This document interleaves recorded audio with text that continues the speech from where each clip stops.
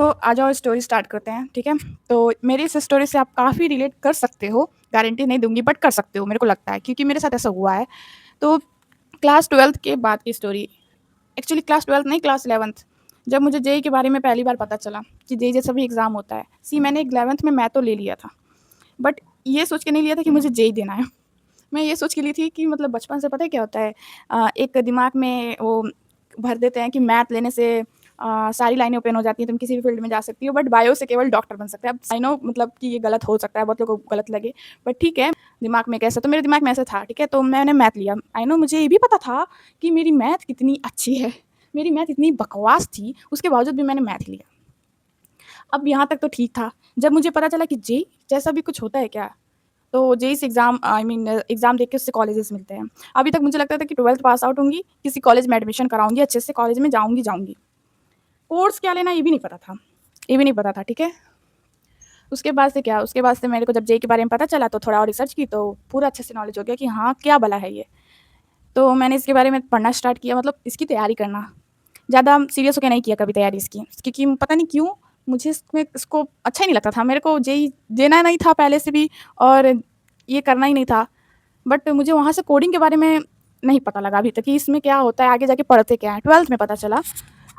तो 12th में क्या हुआ होगा, 12th में मैंने अपना कैरियर किया और ऐसा होता था कि मैं जेईई को और बोर्ड के एग्ज़ाम को लेके चलती थी कि दोनों अलग-अलग हैं, इनकी अलग-अलग तैयारी करनी है, कभी एक समझा नहीं कि हाँ, एक ही।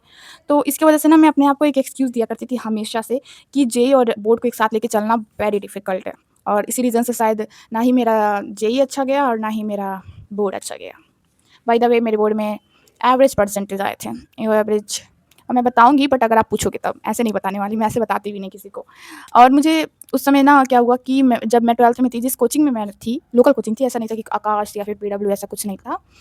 लोकल कोचिंग जो होती है पास में, वहाँ होती थी और मेरे इतना इतना हेक्टिक डे उस समय चलता था कि मैं स्कूल से आती थी, मुझे खाना खाने का टाइम नहीं मिलता था। स्कूल मेरा 2 किलोमीटर दूर है, तो साइकिल से आती-जाती थी। एंड उसके बाद से मैं जल्दी-जल्दी से फ्रेश होके तुरंत फिर कोचिंग भी 2 किलोमीटर दूर ही है। अभी कहोगे कि वहीं से वहीं कोचिंग क्यों नहीं चली जाती थी? देखो, जा सकती थी बट ड्रेस में रहती थी, हमारा सूट-सलवार वैसे ही अनकम्फर्टेबल रहता था और एकदम से भीगी हुई रहती थी, गर्मी जानते ही हो। फ्रेश होके हम लोग सोचते थे कि जाएँगे और क्योंकि उधर से डायरेक्ट इसलिए भी नहीं जा सकते थे कि बैच की टाइमिंग थोड़ी-सी आधा घंटे की गैप था। छुट्टी के टाइम के आधे घंटे बाद होगा। अब आधा घंटे इधर-उधर भटकेंगे नहीं और कोचिंग में जाएँगे कहाँ, मतलब वहाँ सीट खाली नहीं रहती कि जाके बैठे रहें, ठीक है? तो ऐसा होता था। अब उसमें जो टीचर्स थे ना, बढ़िया थे, अच्छे से ठीक थे, बट एक चीज़ उनकी बहुत मुझे अच्छी नहीं लगी। क्या? वहाँ पे सारे बच्चों को नीट और जेईई के लिए प्रिपेयर किया जाता था। अगर आपका कोई सपना कुछ और है, जेईई नीट के अलावा, आप किसी और एग्ज़ाम की तैयारी या किसी और चीज़ को आप आपका ड्रीम है कोई और चीज़ का एग्ज़ाम देने का, तो वो चीज़ नहीं है। वहाँ केवल जेईई और नीट का। तो इसलिए मेरे अंदर जेईई का कीड़ा भर गया कि सब जेईई कर रहे हैं, तो मुझे भी यही करना चाहिए क्योंकि आस-पास सब जेईई वाले थे। मेरे क्लास में जितने थे, मेरी फ्रेंड्स जितनी थी, वो सब जेईई कर रही थी, तो मैं भी घुस गई, रैट रेस। घुस गई बिना कुछ जाने। हाँ, इतना पता चल गया था कि एग्ज़ाम है, उसको देना है, बहुत हार्ड होता है, जल्दी निकलता नहीं है। अब उसकी प्रिपरेशन करने के लिए मेरे टीचर्स ने एक-एक बुक हम लोग से खरीदवा लिया। एससी वर्मा, चलो एक अरियंत अरियंत की शायद आती है क्या? हाँ, आती थी। ऐसी मोटी-मोटी बहुत सी ना बुक खरीदवा ली। अब ये मोटी-मोटी बुक्स खरीद तो ली मैंने बट मैं कसम से कह रही हूँ नहीं लगाई मैंने। मतलब मैं स्टार्टिंग में 1 पेज लगाई थी, उसके बाद से इन लोगों ने कभी यूज़ ही नहीं करवाई यार। वो लोग बोलते थे घर पे जाके लगाना जो बुक है।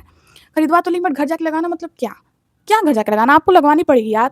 मतलब मुझे नहीं आती है। अभी तो जेईई के क्वेश्चन समझते ही होगे कैसे होते हैं। बोर्ड के क्वेश्चंस मेरे से ढंग से हो जाए वही बड़ी बात है जेईई के। उसके बाद एससी वर्मा तो लगभग थोड़ी मतलब जो फिज़िक्स वाले सर थे उनके कृपा से वो क्योंकि वो कराते थे क्लास में अपने एससी वर्मा कराते थे तो हो जाती थी वो, बट बाकी 2 नहीं कराते थे। तो उसके बाद से वो बुक धरी की धरी रह गई मेरे यहाँ, धूल चाटती रह गई। उसके बाद मैंने उसको जैसे 12th पास आउट हुई, तो मेरे परसेंटेज तो गिर ही गए थे स्कूल के बोर्ड के और कोचिंग कुछ खास गया नहीं। इसकी वजह से जेईई बोर्ड के चक्कर में देन मैंने वो सारी बुक्स बेच दी फिर और क्या, क्या करती रख के क्योंकि अब मेरा मोटिव ही चेंज होने वाला था। तो 12th के बाद की स्टोरी बताती हूँ, होता क्या है। तो 12th का रिज़ल्ट निकलता है, उस दिन तो मतलब क्या कह सकते हैं, बहुत बुरी हालत थी मेरी और रिज़ल्ट देखने के बाद उससे ज़्यादा बुरी हो गई। तो मेरा जब परसेंटेज मैंने देखा तो मैं बहुत डिसअपॉइंट हुई एंड क्या ही करूँगी। उसके बाद से कोचिंग की तरफ से कॉल आती है कि ऐसा क्या आया परसेंटेज, उनको बताया तो बोला ठीक है बेटा जितना मेहनत किया उतना ही आएगा ना, समझो। समझ रहे हो? नहीं समझे तो ठीक है, समझ गए तो ठीक है। वेल उसके बाद से मैंने अपने फ्रेंड्स से पूछा उन सब क्या क्या क्या करना है, अब क्या करेंगे? मतलब परसेंटेज वगैरह ही खत्म हो गया, मतलब डाँट-वाट सुन लिया पेरेंट एक्चुअली सुनाया नहीं, यही बहुत ज़्यादा दर्द हुआ। मतलब सुना देते कुछ तो नहीं होता, बट कुछ नहीं बोला, यही ज़्यादा चुभ गया। बट होता है, ठीक है, एक मेंटालिटी होती है आस-पास गाँव में होता है कि हाँ, 12th में उनका हरे उनकर किन्ना आइल बा, समझो बारे में हर लड़की है, कॉम्पिटिशन रहता है ना आस-पास। तो पापा को जब बताना होगा तो कैसा लगेगा कि हाँ, मेरी लड़की का ऐसा है, तो उनका भी दर्द समझ सकते हैं हम। ठीक है, ये जेईई के चक्कर में हुआ था मेरा और 10th में अच्छे ही आए थे मेरे। चलो, उसके बाद से हमने अपने फ्रेंड से पूछा, सबसे पूछा, तो मेरी फ्रेंड्स ज़्यादातर यही बोल रही हैं। एक फ्रेंड ने बोला कि वो ड्रॉप लेगी, जेईई देना है उसको। तो मैं सोची मैं भी ड्रॉप लेके देखूँ क्या? मैं भी मतलब जेईई के लिए तो इतना जल्दी नहीं लिया डिसीज़न। फिर दूसरी फ्रेंड से पूछा, वो बोल रही है, "तुम बताओ क्या कर रही हो? मैं वो करूँगी, मैं भी साथ में चलेंगे।" मेरा खुद का क्लियर नहीं है, मैं क्या बताऊँ? एक फ्रेंड से पूछी, वो बायो की थी लेकिन मतलब थी लेकिन बायो की थी लेकिन फ्रेंड थी ना, तो उससे पूछा तो वो अपने सेक्टर में करेगी भाई, जो करेगी उससे मेरा क्या होगा? वो अपने डॉक्टर लाइन में जो करेगी, नर्सिंग कोर्स वगैरह जो भी। तो बची मैं। अब शुरू होता है खेल। घर में बैठे-बैठे मेरे दिमाग का भजिया बन रहा था। मैं क्या करती थी, मैं देखो जेईई एक बार दिया था बिना पढ़े-लिखे, 27% आए थे, कोई कुछ बोलेगा नहीं। बिना पढ़े गई थी, ऐसे ही एक्सपीरियंस करने चली गई थी एंड देकर आई थी। शुरू से पता नहीं क्यों जेईई में ना 12th के बाद जब मुझे कोडिंग के बारे में पता चला, मैं चाहती थी कि जेईई ना देना पड़े और कोडिंग मतलब कोडिंग में मेरा इंटरेस्ट बढ़ गया था। तो कोडिंग वगैरह में मैं सीखना चाहती थी, कोडिंग करना चाहती थी बट जेईई नहीं देना चाहती थी। यू नो कॉलेज चाहिए था बट जेईई के थ्रू मेरे को पॉसिबल नहीं था। जेईई में पता नहीं क्यों जेईई में नहीं मेरा इंटरेस्ट नहीं था जेईई मेंस निकालने का कभी भी शुरू से। तो दिमाग में 11th से पड़ गया कीड़ा और आस-पास सब वही कर रहे थे तो मैंने भी वही ठान लिया। तो उसके बाद क्या, उसके बाद मैंने सोचा, बहुत सोचा, दिमाग का भज्जी जब बनने लगा तो मैंने एक डिसीज़न लिया, मैं जेईई नहीं करूँगी। जिस दिन मैंने डिसीज़न लिया कि मैं जेईई नहीं करूँगी और मैंने लैपटॉप पे अपने बहुत से कॉलेजेस देखने लगे, किस कॉलेजेस मतलब प्राइवेट कॉलेजेस कि उनमें मैं जाके बीटेक करूँगी डायरेक्ट पैसा देके। अब ये नहीं बोलना कि मेरे पास बहुत पैसा है इसलिए नहीं, मेरा कोडिंग में इंटरेस्ट था, है, बट गवर्नमेंट कॉलेज आप कहोगे कि जेईई में इंटरेस्ट नहीं है या फिर कहोगे कि मैं निकाल ही नहीं पाऊँगी, ऐसी बात नहीं है। ड्रॉप लेना 1 साल मेरे से घर में पढ़ाई नहीं हो पाती है, बिल्कुल भी नहीं हो पाती है। मुझे किसी इंस्टीट्यूट में जाके पढ़ना होगा तो मैं पढ़ लूँगी, बट मेरे से ऑनलाइन क्लासेस वाली पढ़ाई नहीं हो पाती है, एकदम नहीं। मैं डिस्ट्रैक्ट हो जाऊँगी, मैं कह तो दूँगी पापा से कि मुझे 1 साल का ड्रॉप चाहिए, बट एक तरह से मैं अपना समय बर्बाद करूँगी और उनका पैसा, तो क्यों ही? और आप बोलोगे इंस्टीट्यूट में जा सकते हो तो जाओ, आस-पास कोई इंस्टीट्यूट नहीं है, कोई इंस्टीट्यूट उस समय नहीं था। अब खुल गए हैं, वो बात अलग है, 2 साल हो गए हैं अब तो। अब ये 2 साल में क्या हुआ है मेरे साथ ना, मैं बताती हूँ और 2 साल कैसे हो गए हैं, ये भी बताऊँगी। इसके पीछे बहुत मतलब जैसी स्टोरी है ना आप रिलेट कर जाओगे कसम से। तो उसके बाद से ना कहाँ पे थे हम? हाँ, तो मैंने ठान लिया कि जेईई नहीं देना है एंड उसके बाद जब मैं कॉलेजेस सर्च करने लगी, मैं लिखने लगी, कॉलेजेस के नाम लिखने लगी, कौन-कौन से कॉलेजेस हैं, फिर कंपेयर करने लगी, फ़ीस के अकॉर्डिंग सब देख लिया। पापा भी पूछ रहे थे डेली कि बताओ किस कॉलेज में एडमिशन कराना है, मैं कराऊँ, तुम क्या करोगी ये बताओ। अब मैं क्या बताऊँ मेरे दिमाग का मुझे खुद ही नहीं पता था मुझे कौन-सा कोर्स करना है, दिमाग का भजिया बन रहा था। पहले बीटेक नहीं पता था, उसके बाद मैंने ठाना कि बीटेक करना है।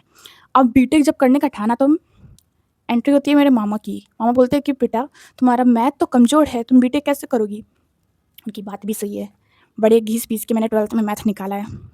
कंपार्टमेंट नहीं आया था, पास हो गई थी। बड़ा मेहनत से वो पास हुई थी मैं और घिस-घिस के निकाला था। तो कैसे करूँगी और बीटेक में जब मैंने सर्च किया तो बहुत मैथ वगैरह पूछते हैं सब। इतना दिमाग लगा के मैंने सोचा कि मुझे बीटेक करना है प्राइवेट कॉलेज से। अब मामा ने जब ये बोला बात तो बीटेक भी कैंसल हो गया। अब मैं क्या करूँ? दिमाग का भज्जी बन रहा था, क्या करूँ, क्या करूँ? मुझे खुद ही नहीं पता था कि मुझे करना क्या है लाइफ़ में यार। मेरा मोटिव क्या है? देखो, ऐसा नहीं है कि किसी का कोई मोटिव नहीं होता। मेरा एक ड्रीम था, बट वो ड्रीम मेरा कभी ज़िंदगी में सक्सेस नहीं हो सकती। क्यों? क्योंकि उस ड्रीम को पूरा करने के लिए बहुत पैसा लगता है। वो मैं क्या बनना चाहती थी, ये भी नहीं बता सकती। इंट्रोवर्ट हूँ ना थोड़ा, सारी चीज़ें नहीं शेयर कर सकती। कुछ-कुछ चीज़ें शेयर करूँगी जो मुझे लगता है शेयर करने लायक हैं। तो उसके बाद से मेरा कोई ड्रीम ही नहीं था, ठीक है? मैंने कभी ऑप्शन बी सोचा भी नहीं था। उसके बाद मेरे को समझ नहीं आ रहा क्या करूँ? किसी का एनडीए सुनती हूँ तो एनडीए सोचती हूँ कि चलो एनडीए कर लेती हूँ। मेरे एक सर ने एडवाइस किया कि एनडीए तुम्हारी हाइट अच्छी खासी है कर लो। तो जब मैंने एनडीए के लिए बारे में देखा तो पता चला मेरी एज जा चुकी है। मतलब वो एग्ज़ाम देते हैं ना तो उसका एक एज क्राइटेरिया होता है, जा चुकी है। वो भी कैंसल हो गया। अब I don't know what I do. उसके बाद क्या, जब ऐसे ही वेले बैठी रहती थी तो सोच-सोच के दिमाग का भाजी होता था। तो फिर एक दिन क्या हुआ, एक्चुअली ये वाली स्टोरी मैं पार्ट 2 में बताऊँगी, बहुत इंटरेस्टिंग है गवर्नमेंट एग्ज़ाम वाली।